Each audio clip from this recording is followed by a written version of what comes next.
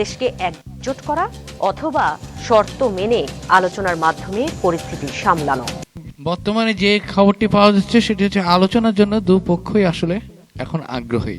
Trump যেটি দাবি করেছেন তা থেকে সেটি স্পষ্ট হচ্ছে। ট্রাম্পের দাবি অনুযায়ী ইরানের নেতারা এই আলোচনার জন্য আমেরিকার সাথে তারা সংলাপ করেছে।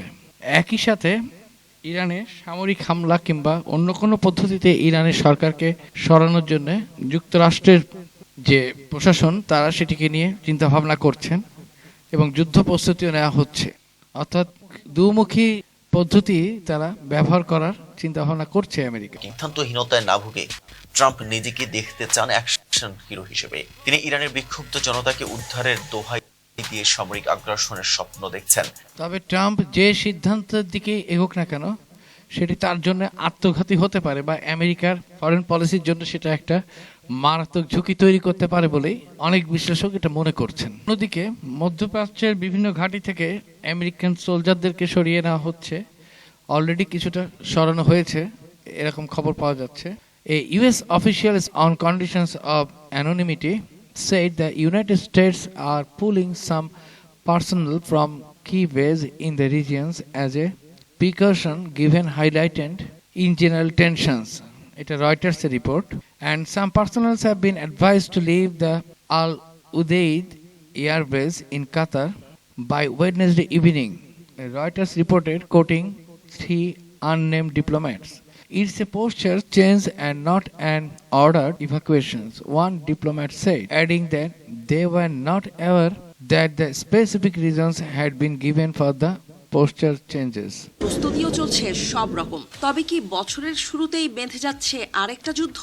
ইরান ও যুক্তরাষ্ট্রের মধ্যে ক্রমবর্ধমান উত্তেজনার জেরে সেই শঙ্কা আরও ঘনীভূত হচ্ছে।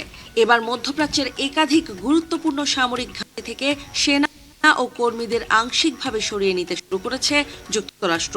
বুধবার মার্কিন প্রশাসনের এক জ্যেষ্ঠ কর্মকর্তা নাম প্রকাশ না করার শর্তে বার্তা সংস্থা রয়টার্সকে এই তথ্য নিশ্চিত করেছেন।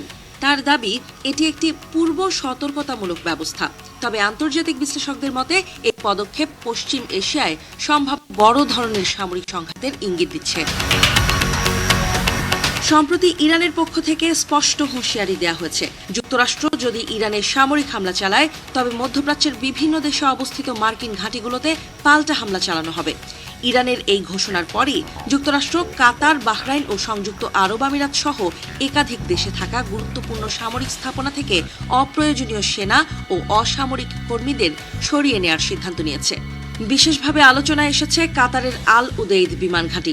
এটি পশ্চিম এশিয়ায় যুক্তরাষ্ট্রের সবচেয়ে বড় সামরিক ঘাঁটি। এখান থেকেই পুরো অঞ্চলের মার্কিন বিমান ও ড্রোন অভিযান পরিচালিত হয়।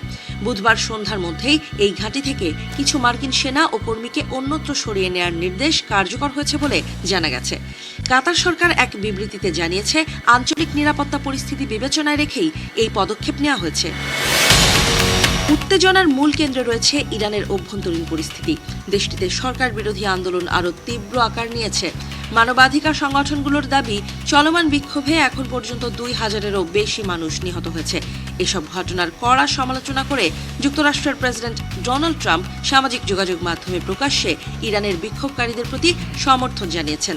তিনি আন্দোলনকারীদের উদ্দেশ্যে লেখেন, সাহায্য আসছে, আন্দোলন চালিয়ে যান। একই সঙ্গে হুঁশিয়ারি দেন, বিক্ষোভকারীদের মৃত্যুদণ্ড কার্যকর করা হলে যুক্তরাষ্ট্র কঠোর ব্যবস্থা নেবে।